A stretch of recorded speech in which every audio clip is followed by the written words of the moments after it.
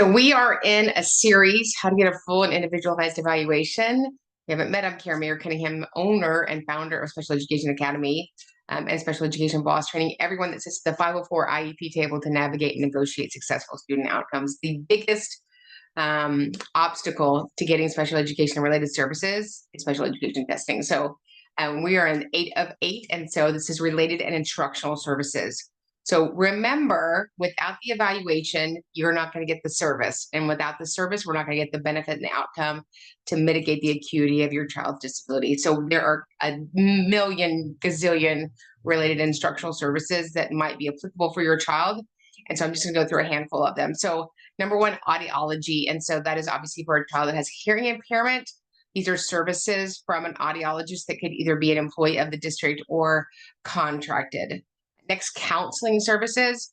These are super important for a student. So this is a related service under the Individuals with Disabilities Education Act. Remember that Child Fine says under 300.111 that we have an obligation, when I say we, the local education agency, to ILE, identify, locate, and evaluate children with suspected disabilities who may be in need of special education and related services. So counseling as related services paramount for so many of our kiddos that struggle emotionally, calibrating their emotions, working with others in a school. So it's a one-on-one service. It's between a student with a disability and a certified person that can do that service. It could be an LPC, it could be an LSSP, a licensed specialist in school psychology, it could be a social worker, depending where you live in the United States. But they work on IEP goals to address their unique circumstances. Next is adaptive physical education, and that is exactly what it says, is that we need physical education services that are adaptive. Obviously, physical education is a legal requirement, K through 5 or 6, usually through 6th or 7th or 8th grade. And then, of course, at least one semester or year in high school. And so you have a child that has struggles to do the state standards of physical education, whether that's catching a ball, kicking a ball, ambulating, running, push-ups. Remember, they made us climb that rope in 3rd grade, all those things that we do for physical education. So an adaptive physical education teacher adjusts those state standards and make them applicable for the child with disability.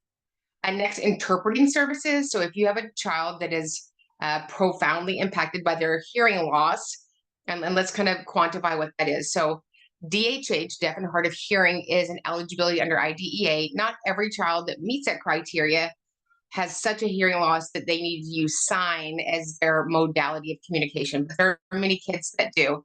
And so make sure that that is provided to them. They would need them throughout the instructional day, interpreting services. Next, medical services, and those are, it might be equipment, it might be oxygen, it might be certain adaptations to the environment that include medical products that a student needs in school. Occupational therapy, and occupational therapy in a school setting is not as extensive as in a medical or therapeutic setting, but that might be everything from sensory needs, where we would provide them a sensory diet or access to that, maybe a motor lab, a sensory room, ways that they can regulate themselves inside of a classroom, identify when they need a break, all the way over to functional, right? So OT is either going to be in sensory or fine motor. So when you're asking for the testing, make sure that you tease those two out. So fine motor in a school setting could be stapling, scissors, donning and doffing your clothing, writing, how we hold the writing instrument, a marker or chalk. And next is orientation and mobility. That is solely for an individual that has a vision impairment. It is so that they can successfully orient and be mobile in their setting. And so that is for the school grounds. And then as they get older, we work on expanding that curriculum for them. That would be other settings, their community, maybe downtown streets, public transportation, those sorts of things. Next, parent counseling and training. This is such a vital service that's available under the Individuals with Disabilities Education Act that's rarely, if ever, utilized. So when you find out that you have a child with a disability, it can be overwhelming. The responsibility and duty to care for that child in a different level, whether it's through their school years or all the way through a lifetime. And so it is actually a service that's provided to the parent of the child with the disability. Next, physical therapy. And physical therapy solely means that we need to do things for the child physically or adapt the seating that they're using, maybe tables, if they're using a stander, a walker, a gait trainer, wheelchair, those sorts of things. We want to make sure they're at the right level. If we need to bring a voice out for communication to their into their proximity, those sorts of things, physical therapists would work with that.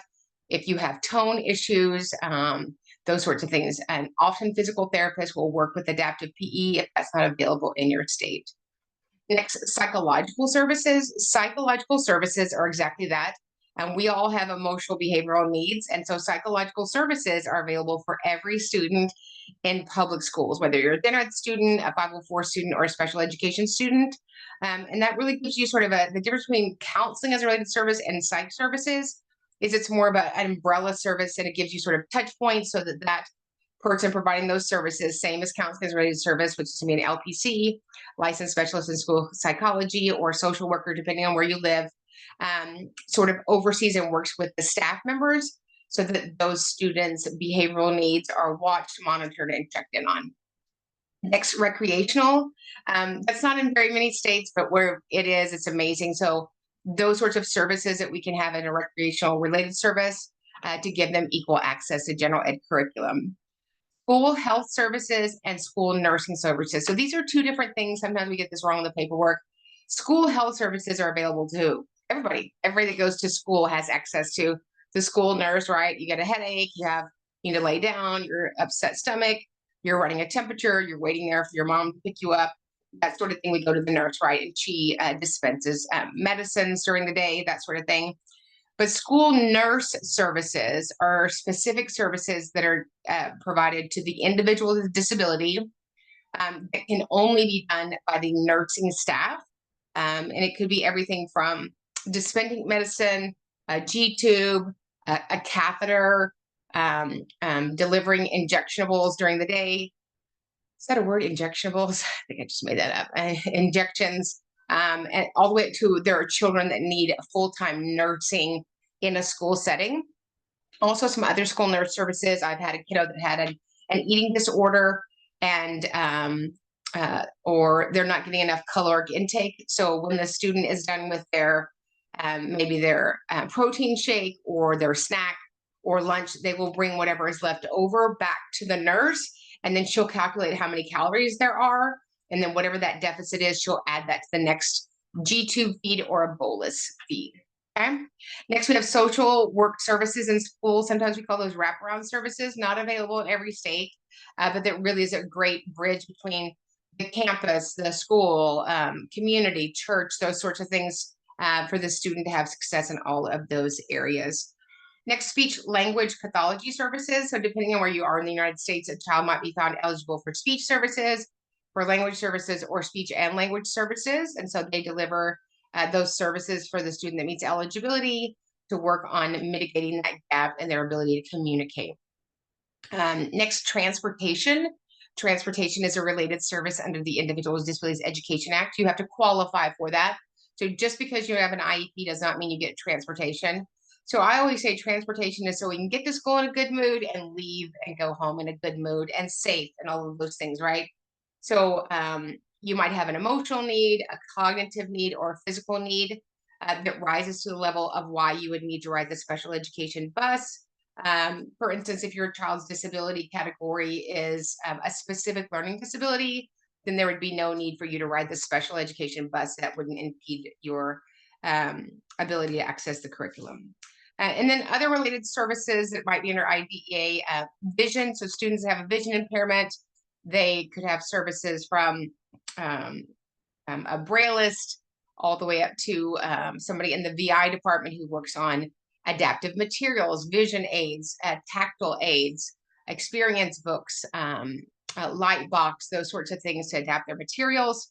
A student who is deaf and hard of hearing would also have somebody that would work to provide deaf and hard of hearing itinerant services, which are different than interpreting services, or a combination of there. And that's not an exhaustive list, but I want you to know that you've got to request testing in the area of related and instructional services so your student can benefit from a robust IEP. If you have any questions, just email us at advocate@specialeducationacademy.com. And remember, when we get it right for the child, we get it right for everybody. We'll see you guys in the next training.